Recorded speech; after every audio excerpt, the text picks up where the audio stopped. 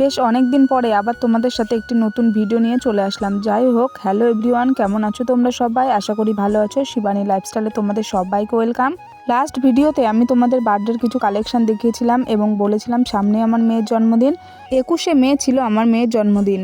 এটা ছিল আমার মেয়ে 3 বছরের জন্মদিন। এই বছর আমার মেয়ে 3 বছর পূর্ণ করে 4 বছরে পা দিল। 3 বছর আগে এই দিনে আমি প্রথম মা হয়েছিলাম এবং প্রথম মাতৃত্বের স্বাদ অনুভব করেছিলাম।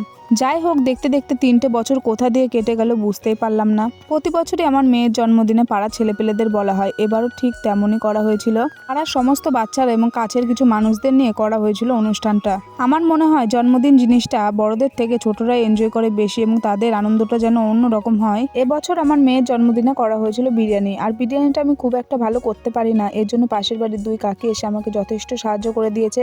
যথেষ্ট বলাটা ভুলই হবে, ওরাই সবকিছু করছিল, আমি হাতে হাতে এগিয়ে দিচ্ছিলাম। আর বিরিয়ানিটা খেতে হয়েছিল অসাধারণ।